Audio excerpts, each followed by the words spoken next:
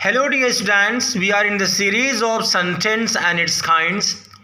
Today in negative sentence we will study use of no and no plus noun. Firstly, no use of no जिसकी meaning होती है नहीं. It comes alone only in the statement of yes and no. Yes guys, जब आप verbal type वाले interrogative sentence का जवाब देते हैं तो आप किस में जवाब देंगे, या तो यस में या तो नो में. इसी सिचुएशन में नो अकेला आता है, अदरवाइज़ ये नो प्लस नाउन के सेंस में आता है. जैसे आर यू इल, क्या आप बीमार हैं, तो सीधा सा जवाब या तो यस या तो नो, और यस है तो यस, नो है तो नो. लेकिन प्रोटोकॉल के दायरे में रह करके हम कभी कभी इसी बात को थोड़ा सा बढ़ा कर लिखते हैं. No I am not ill या yes I am ill. Otherwise answer के शक्ल में सिर्फ नो या यस ही है. Are you ill, no. Are you ill, yes. Did you do my work, no. अगर नहीं किया है तो नो, अगर किया है आपने तो यस. अब प्रोटोकॉल के दायरे में no I didn't do, yes I did. Is she at home, no, या no she isn't. Now use of no plus noun. No plus noun जो मीनिंग देता है वही same meaning not dash dash dash any plus noun देता है, जिसकी meaning है कोई नाउन नहीं, कोई नाउन नहीं. एग्जाम्पल, मुझे कोई परेशानी नहीं है, आई हैव नो प्रॉब्लम. अब आप देख सकते हैं no problem, no plus noun, no problem. आप नो प्रॉब्लम को आप किस में चेंज कर सकते हैं, एनी प्रॉब्लम में. लेकिन एनी प्रॉब्लम में करने से पहले नॉट लगाना पड़ेगा. I don't have any problem. I don't have any problem means I have no problem. कोई परेशानी मुझे हताश नहीं कर सकती है. No problem can frustrate me.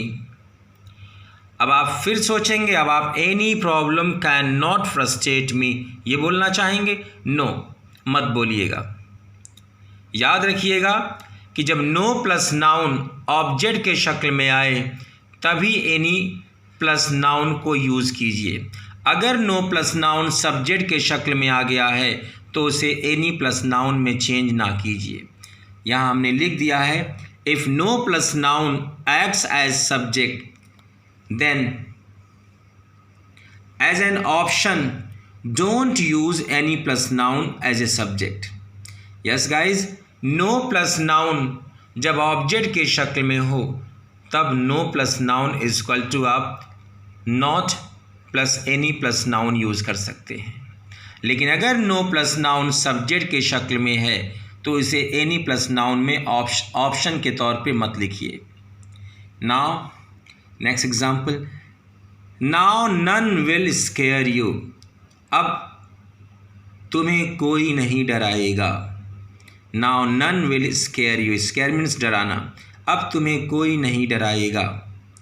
I will meet to none, मैं किसी से नहीं मिलूँगा. अब आप देख सकते हैं थर्ड वाले एग्जाम्पल में नन सब्जेक्ट के शक्ल में है इसलिए एनी का यूज़ नहीं हुआ. लेकिन फोर्थ वाले एग्जाम्पल में आप देख सकते हैं नन ऑब्जेक्ट के शक्ल में आया, इसे आप एनी में चेंज कर सकते हैं. I will not meet to anyone. Let's see in present indefinite this rule.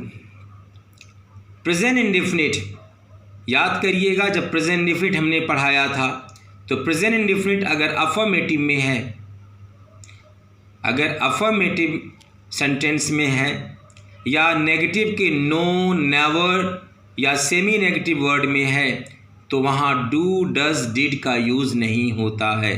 आप देख सकते हैं अगर नो प्लस नाउन चाहे सब्जेक्ट के शक्ल में आए या ऑब्जेक्ट के शक्ल में आए, प्रेजेंट इंडेफिनिट या पास्ट इंडेफिनिट में आता है तो उस वक्त डू, डज या डिड का यूज़ नहीं होता है.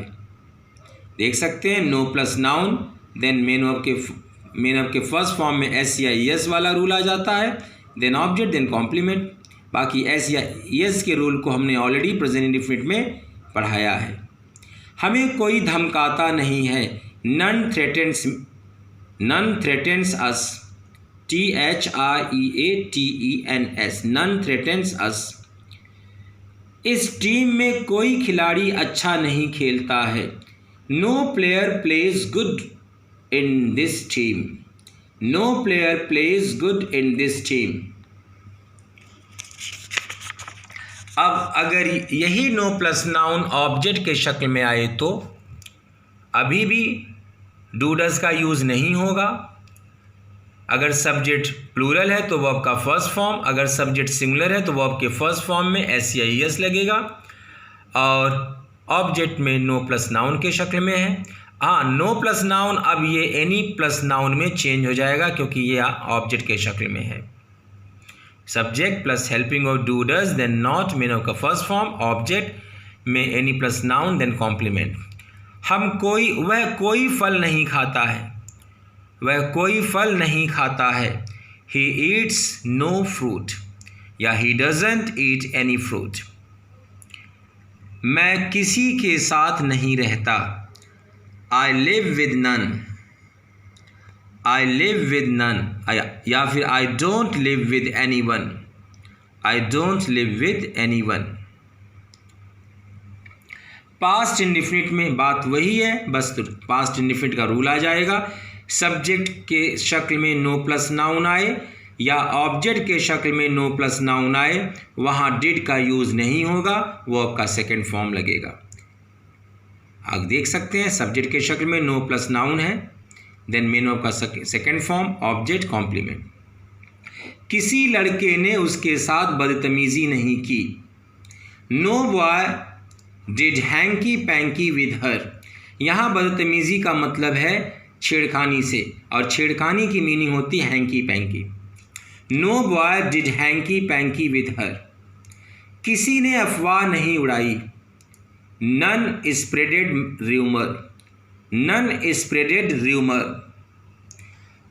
नाउ ऑब्जेक्ट के शक्ल में नो प्लस नाउन अगर आता है तो एनी प्लस नाउन ऑप्शन के तौर पे आप लिख सकते हैं। सब्जेक्ट वर्ब का सेकेंड फॉर्म, देन ऑब्जेक्ट में no plus noun then complement. और अगर अब इसी को आप एनी प्लस नाउन में भी लिख सकते हैं, subject helping of did then not, verb का first form, object any plus noun then complement.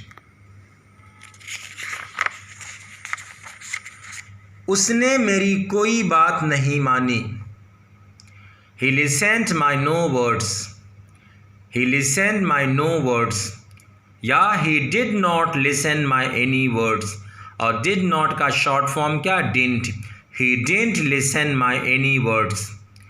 हमने कोई बकवास नहीं की, we did no bullshit, या we didn't do any bullshit। कुछ और एग्जाम्पल देख सकते हैं, some good examples.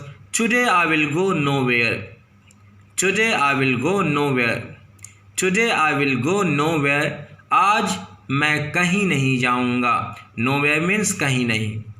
This time honesty exist nowhere, इस वक्त ईमानदारी कहीं नहीं है। This time honesty exist nowhere. No good saying is better than a good doing, अच्छा करने से बेहतर किसी भी अच्छा बोलने में नहीं है। मतलब अच्छा, कोई भी अच्छा बोलना अच्छा करने से बेहतर नहीं है। No good saying is better than a good doing, means good doing is better than good saying. No hope leads no life, जहाँ होप नहीं है वहाँ ज़िंदगी नहीं है। तो no hope leads no life, no hope हमें किधर ले जाता है, नो लाइफ की तरफ। No hope leads no life. Okay guys, take care, thank you so much.